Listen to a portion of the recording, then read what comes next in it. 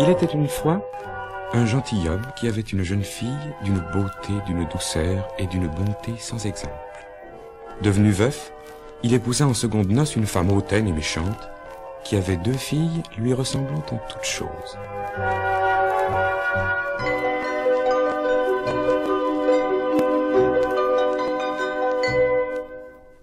Mes filles reviennent de leur promenade.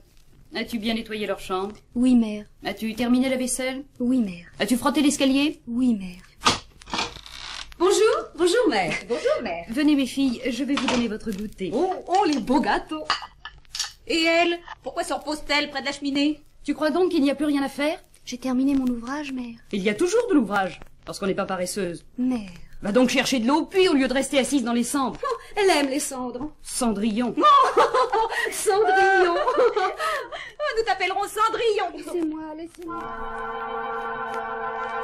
Et le surnom lui resta, on l'appela Cendrillon.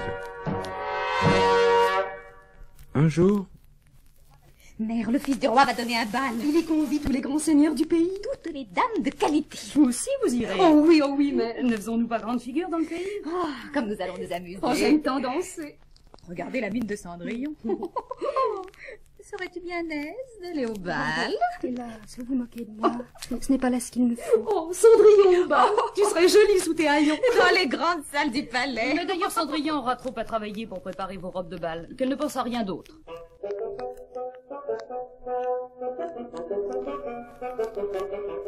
Voilà plus de 10 lacets qui seront à vouloir vous serrer la table. Allons, Cendrillon, encore un effort. Allons. Voilà, je crois que nous y arrivons. Regarde, Cendrillon. Vaut-il mieux cette parure de jade ou ce collier de rubis?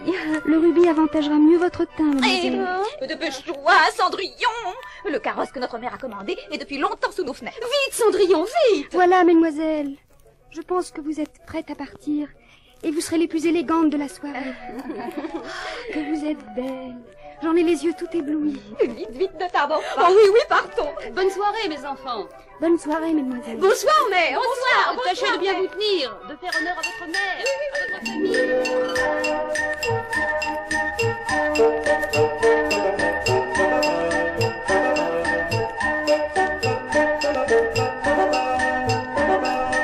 Voilà mes sœurs parties. Qu'elles étaient belles dans leurs atours. Et il me faut passer toute seule cette longue soirée. Que je suis malheureuse de ne pouvoir aller aussi au bal. Comme tu es triste, ma petite Cendrillon. Oh, Marais, c'est que je voudrais bien Aller au bal, comme tes sœurs. Comment avez-vous deviné?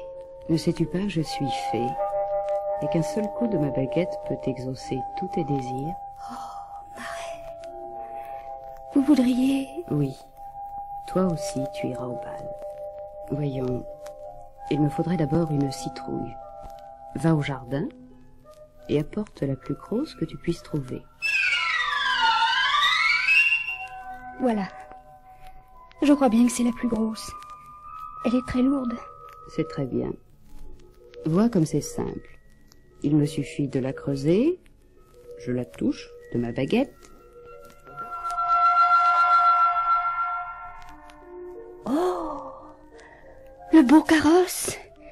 Tout doré avec des sièges tendus de velours. Ne perdons pas de temps, Cendrillon.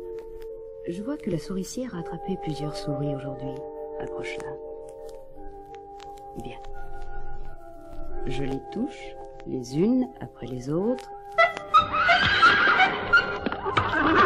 6 chevaux pour tirer mon carrosse. Oh, mais qui les conduira? Je vais voir dans la ratière s'il n'y a point quelque rat. Tu as raison. Prenons le plus gros.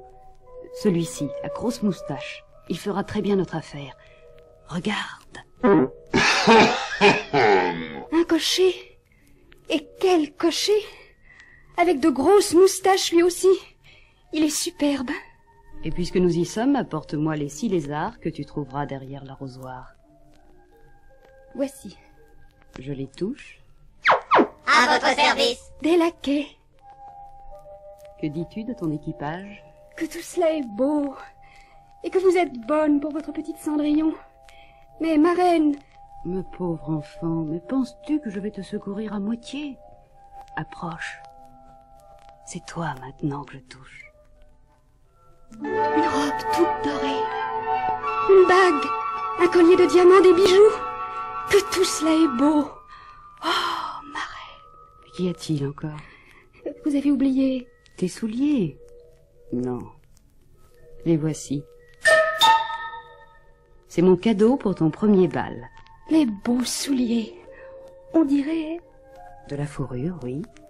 Ce sont des pantoufles de verre. Je te les donne. Elles te porteront bonheur. Oh, merci, ma reine, merci. Je vous remercierai toute ma vie. Écoute bien ma dernière recommandation. Il faut qu'à minuit tu sois revenu sagement à la maison. Car à minuit le carrosse redeviendra citrouille, les chevaux souris, les laquais lézards, et toi-même, tu perdras tes atours. Tu ne garderas que les pantoufles dont je t'ai fait présent. C'est promis, chère ma reine. Merci, merci. Va maintenant.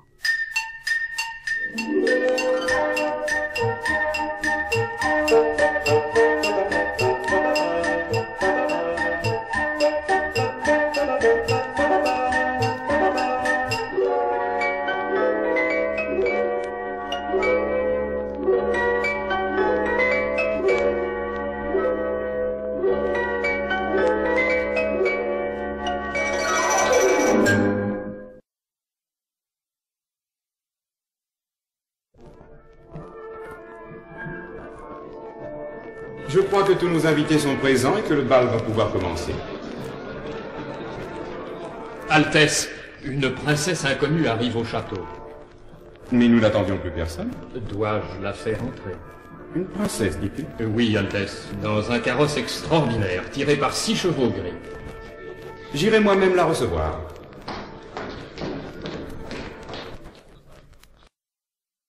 Votre main, belle princesse.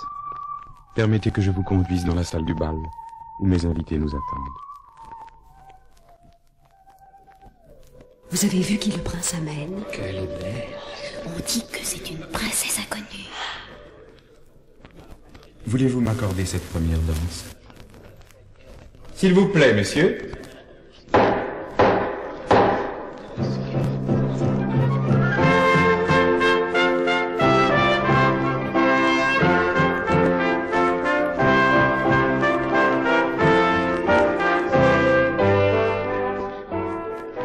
Quelle grâce à cette princesse lorsqu'elle danse. Elle est encore plus ravissante. C'est vraiment la plus belle de la soirée.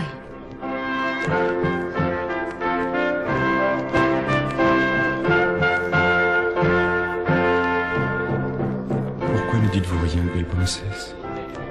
Mes compliments vous font rougir et vous vous contentez de baisser les yeux, sans répondre. Nous passons inaperçus auprès de cette princesse. Elle est bien belle. Tu vas rire de moi, mais j'ai parfois l'impression qu'elle ressemble à Cendrillon. Cendrillon. Oh, Cendrillon.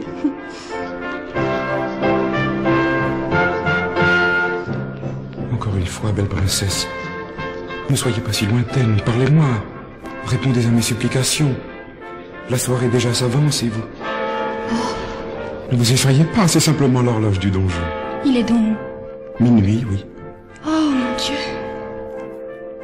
Vous pâlissez, qu'avez-vous? Où courez-vous? Princesse! Princesse! Mon Dieu, cette affreuse horloge. Comme le temps a passé vite. Il faut absolument que je passe la porte du château avant qu'elle ait fini de sonner. 10. Mon Dieu, je perds ma pantoufle. Tant pis, courons, voici la porte. 11. Princesse, pourquoi fuyez-vous? 12. Ah, adieu, mon beau rêve. Pourquoi a-t-elle fui si vite? Quelle étrange personne. Et le prince? Il n'a pas reparu depuis minuit.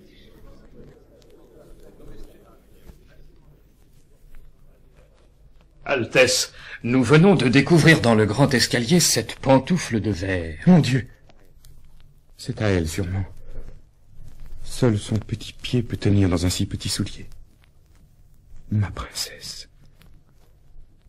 Prenez ce soulier, cherchez dans tout le pays, et faites publier que...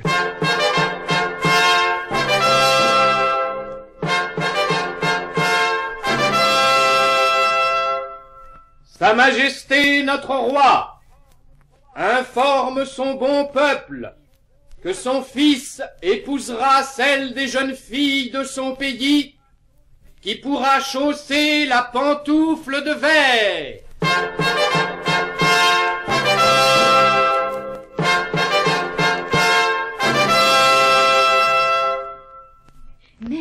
Mère, voici le messager du roi. Il va nous essayer la pantoufle de verre. Toute la cour, déjà, toutes les duchesses et les grandes dames du royaume ont essayé la pantoufle, sans y pouvoir entrer le pied. Mais nous... Eh bien, essayez, mesdemoiselles. Oh, sûrement j'y arriverai. Mais non, regarde, tu vois bien. Et moi? Rien à faire non plus. Et moi? Puis-je essayer? Oh, pauvre Cendrillon, le fils du roi, vraiment. Oh, quelle audace. Mais oui, essayez, mademoiselle, puisque le roi le veut. Il faut... Oh, ciel! Mais elle va à merveille! C'est ridicule. Enfin, nous avons trouvé celle que le roi cherche. C'est une chance incroyable. Mais non, regardez. Voici la seconde pantoufle que j'avais conservée.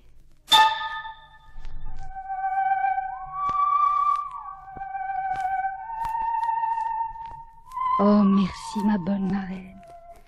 Sans votre cadeau, j'aurais perdu tous vos bienfaits par mon étourderie. Comme je vous remercie.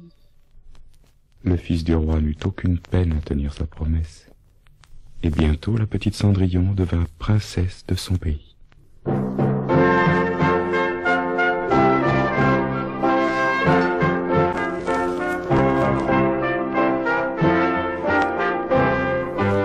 Oubliant les mauvais traitements de ses sœurs, elle les combla de cadeaux et put, ainsi, sans ombre à son bonheur, se consacrer tout entière à l'amour de son bien-aimé.